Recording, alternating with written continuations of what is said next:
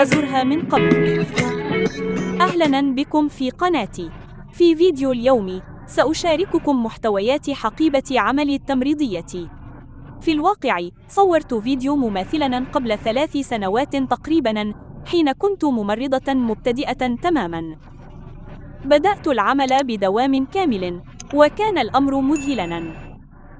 الانتقال بين تجربتي كممرضة مبتدئة قبل 3 سنوات ووضعي الحالي أمر مذهل حقاً.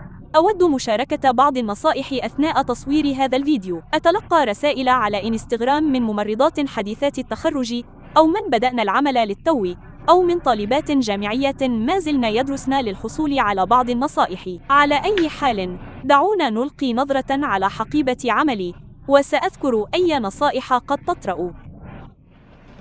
من الواضح أن حقيبتي قد تغيرت. لدي الآن حقيبة سفر كبيرة اشتريتها من أمازون. سأضع الرابط في الأسفل. سعرها معقول، وتشبه حقائب لولوليمون، وجودتها عالية جدا. هي تشبه هذا النوع، لا أعرف، نايلون قابل للغسل. هل هذا اسمه؟ لست متأكدة. ولها أحزمة، أعتقد أنها من الجلد الصناعي، وزواياها أيضا من الجلد الصناعي، وأنا معجبة بها حقا. إنها حقيبة كبيرة، يوجد بها جيب بسحاب هنا. حسنا، لنبدأ. الجيب الصغير الأول هنا لا يحتوي على شيء سوى بطاقة هويتي الخاصة بالعمل، والتي أحتفظ بها فيه. أعمل في وحدة مقفلة، وأحياناً أستخدم جهاز الاستشعار لفتح حقيبتي. الأمر في غاية السهولة. كنت في السابق ممن يضيعون بطاقتهم باستمرار في المنزل. أرتديها تحت معطفي عندما أعود، ثم أرميها في أي مكان، خاصة بعد نوبة عمل ليلية.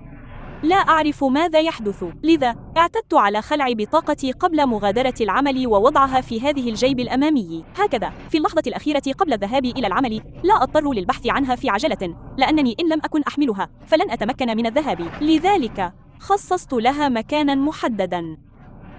لا أعرف إن كانت هذه مشكلة شائعة، لكن خصص مكانا لبطاقتك حتى لا تفقدها، لأن فقدانها يعرضك للغرامة، وقد تحتوي على معلومات لا تريد أن يطلع عليها الآخرون، أو أن يتمكنوا من الوصول إلى جهازك المقفل. لذا أنصحك بتخصيص مكان لبطاقتك دائما عندما لا تكون في العمل حتى تعرف مكانها. لكن ربما هذه مشكلة تخصني وحدي. ربما أنا من النوع الذي يضيع كل شيء في هذه الحقيبة. إنها تحتوي على جيب كبير، وكل شيء مكدس فيها عشوائيا. حسنا، لن أرتب الأمور كثيرا. سأختار أولاً ما أجده في حقيبتي. يبدو هذا الخيار الأنسب، وهذه مجرد زجاجة ماء. لدي عدة زجاجات ماء مختلفة، لا يهم أي واحدة تحضرين، لكن وجود زجاجة ماء في متناول اليد مهم جدا. أشعر أننا كممرضات لا نملك وقتا لتناول الطعام في كثير من الأحيان، لكن الترتيب ضروري جدا لأن الجو جاف جدا في المستشفى.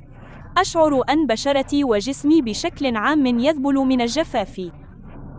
أنصح بشدة باقتناء زجاجة ماء للحفاظ على ترطيب الجسم. إذا كانت الزجاجة موجودة ستشربين منها. أنصحك أيضا بوضعها بجانبك في محطة التمريض أثناء تدوين الملاحظات. أعلم أن بعض المستشفيات لا تسمح باصطحاب الطعام والشراب إلى محطة التمريض أو بجوار أجهزة الكمبيوتر، وأعتقد أن هذا ينطبق على عملي أيضا، ولكن دعونا نكون واقعيين، إنه مجرد ماء.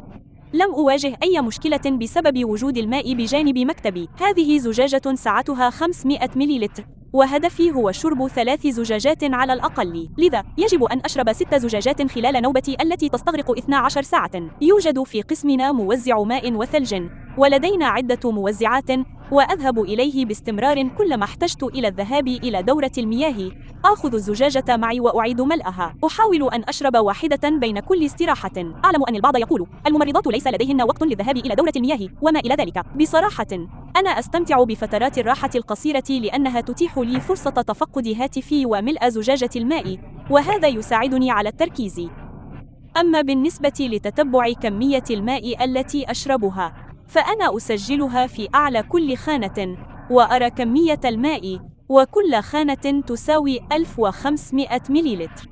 أحاول الحصول على 6 خانات أو أكثر إن أمكن. هكذا أتابع كمية الماء التي أشربها في العمل. لدي أيضا مخطط سأشرحه لكم لاحقا، وهو يظهر لي كيفية الحصول على كمية كافية من الماء. أما الشيء التالي الذي أنصحكم بشدة بحمله في حقيبتكم الآن، بما أننا نتحدث عن الترتيب، فهو وجبة خفيفة. أعلم أنكم قد تقولون هذا سائل، لكن أي شيء مناسب. عادة إذا كنت أعمل في نوبة نهارية أحضر معي كمية أكبر من الوجبات الخفيفة لأنني أحضر حقيبة الغداء. سأريكم محتويات حقيبة الغداء بعد قليل. إذا كنتم ترغبون في رؤية الأطعمة الصحية التي أحضرها للعمل، فسأفعل ذلك بالتأكيد، أو الوجبات الخفيفة التي أحضرها.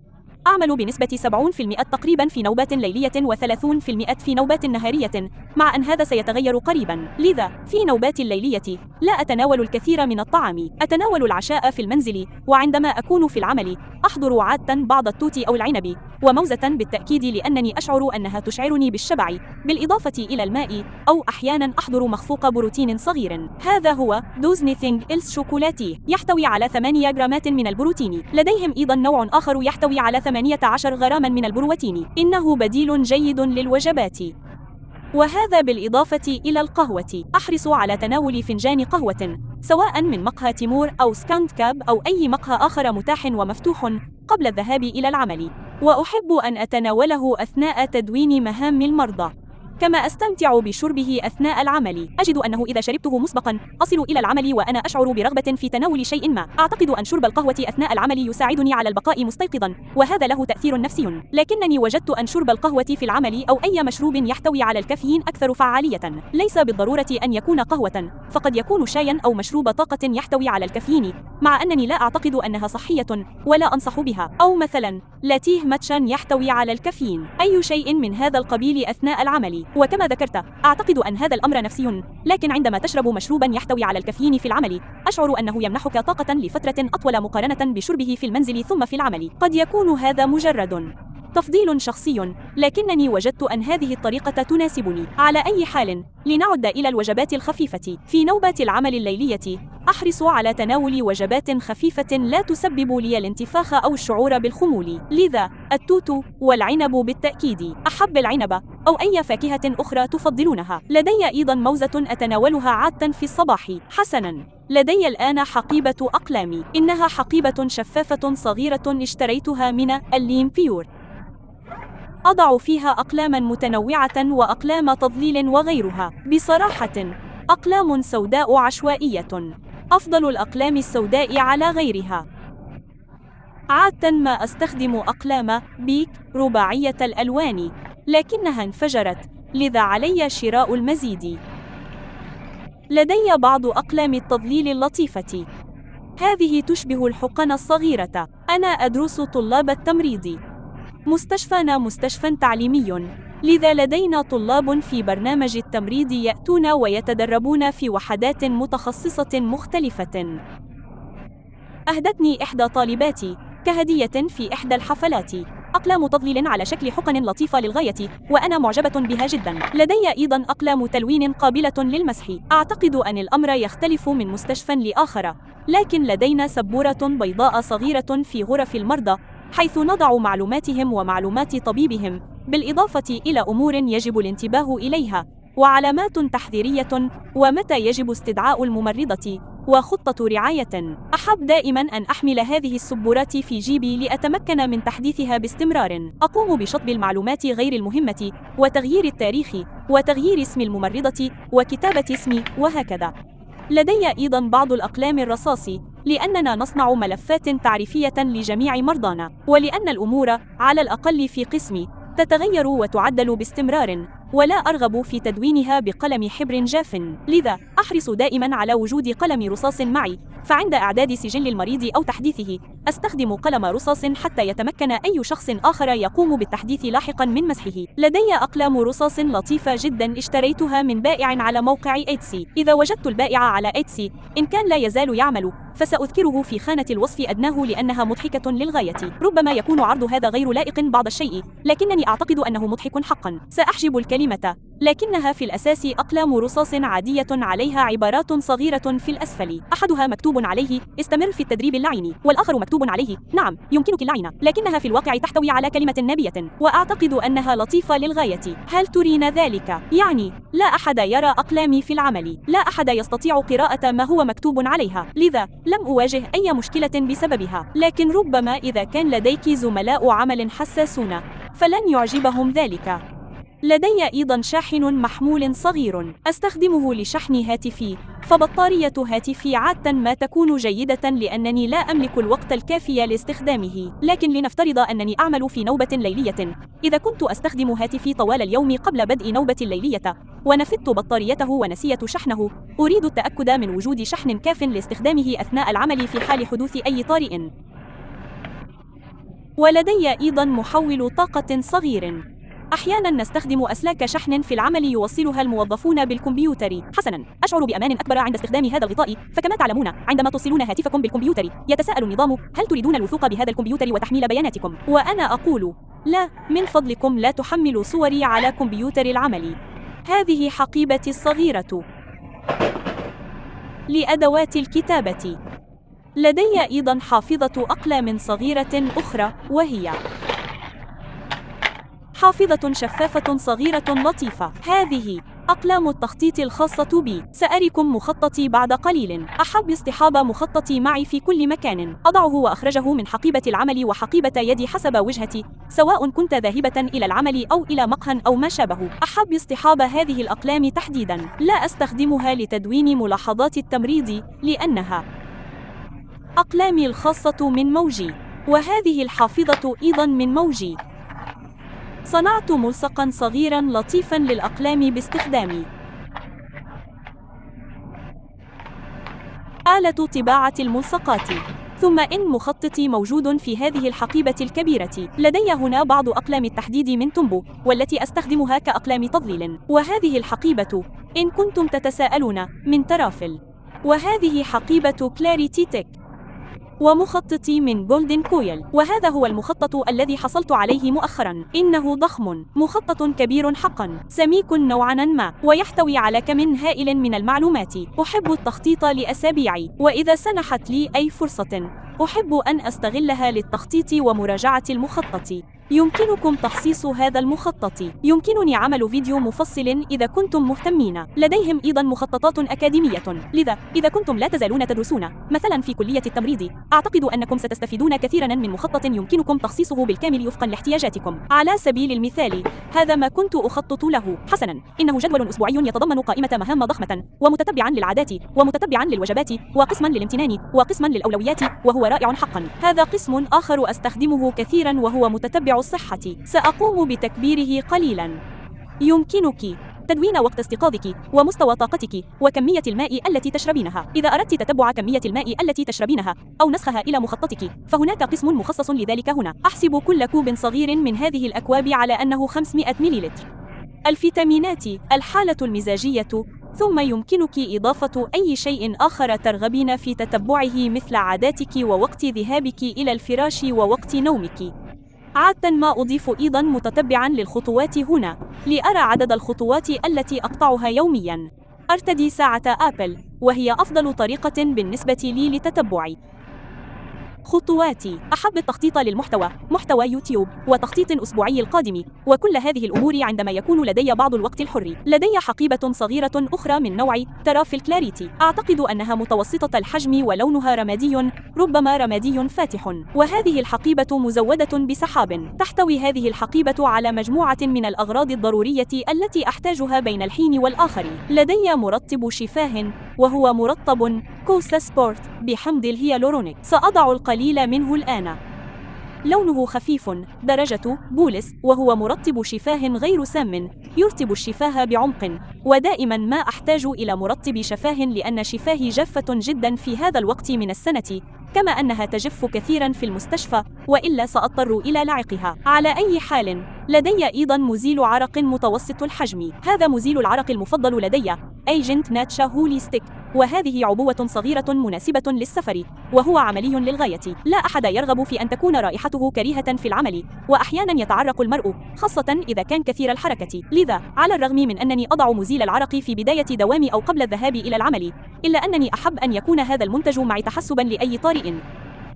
لدي أيضا بخاخ مرطب من جوش روزبروك. إنه رذاذ مرطب أحب استخدامه على بشرتي عندما أشعر بجفافها، كما أنه مريح جدا. رائحته جميلة جدا، وبصراحة كل من في العمل يرشه علي ويقول رشي علي. لذا نعم، هذا المنتج رائع. مرة أخرى، هذه عبوة صغيرة مناسبة للسفر. إذا بدت عيناي دامعتين فذلك بسبب الحساسية. حسنا، لدي أيضا كريم اليدين نوري فيتال، وكما ذكرت نظرا لاستخدامك معقم اليدين بشكل متكرر، فمن المهم جدا أن يكون لديك كريم لليدين. ويعتمد الأمر على بيئة عملك وسياسات المستشفى فيما إذا كان مسموحا لك باستخدام منتجات معطرة. هذا الكريم له رائحة خفيفة، لكنها ليست مزعجة أو قوية. إنها ليست كرائحة العطور التي تنتشر أثناء المشي، بل هي رائحة لطيفة. لذا أعتقد أنه مناسب. ولكن إذا كنت متشددا جدا في هذا الأمر، أو كان المستشفى الذي تعمل فيه متشددا جدا في هذا الشأن، فأقترح عليك استخدام كريم يدين خال من العطور، لأنك ستحتاج إليه بالتأكيد لأن يديك ستجفان بشدة. لدي أيضا عبوة صغيرة من معقم اليدين للسفر، لكنني لا أستخدمها في العمل. لدينا معقمات اليدين في جميع أنحاء مكان العمل، في جميع أنحاء العمل وفي جميع أنحاء المستشفى. أحرص على تعقيم يدي في مختلف الأماكن. أحب استخدام هذا المنتج تحديدا لأنني أتنقل إلى العمل بالمترو، وبصراحة أول ما أفعله بعد النزول من المترو هو تعقيم يدي. لدي بلسم مرطب صغير من سبا ريتوال، هو أشبه بكريم لليدين أو مرطب عام، لكن قوامه أقرب إلى البلسم الصلب. إنه مرطب أكثر، ورائحته منعشة برائحة الحمضيات والهيل. لدي أيضا غسول فم ليسترين صغير، لأنني أشعر أنه من الجيد أن يكون معي بعد يوم عمل طويل أو عندما تكون رائحة فمي كريهة بسبب القهوة. كما أحمل معي حبتين صغيرتين من أدفيل وتايلينول في حال أصبت بصداع أو آلام الدورة الشهرية. نعم، من الواضح أن المستشفى لديه مخزون من كليهما، لكن لا يسمح لك باستخدام مخزون المستشفى لاستخدامك الشخصي، لذا أحضر ما لدي. ماذا يوجد معي أيضا؟ لدي بعض أقراص خل التفاح، أحب تناولها قبل الوجبات.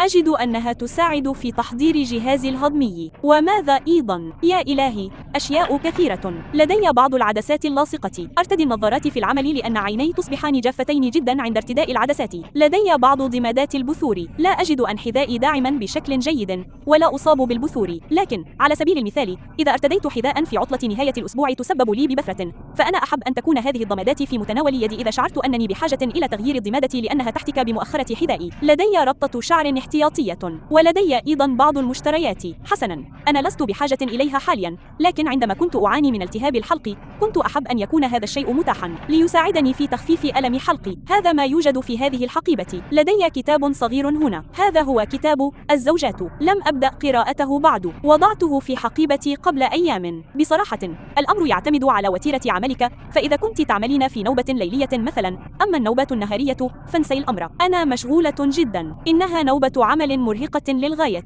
لكن إذا كنت أعمل في نوبة ليلية وفي حال وجود وقت فراغ أحب أن يكون لدي شيء أقرأه خلال استراحتي. أعتقد أنه يمكنك الاستماع إلى بودكاست أو شيء من هذا القبيل، لذا ربما أحضر سماعات الرأس. حسنا، أحب أن يكون لدي كتاب صغير لأنه يسمح لي بتمضية الوقت، لأن وقت الفراغ أحيانا يكون مملا للغاية. حسنا، مرة أخرى، هذا شيء يمكنني فعله في قسمي. الأمر يعتمد حقا على القسم الذي تعملين فيه وما هو مسموح لك فعله. عليك أن تستشعري الوضع. هل ستتعرضين للمساءلة لمجرد قراءة كتاب في وقت غير مزدحم، أم أن الأمر ليس مهما؟ لدي أيضا سماعة الطبيب.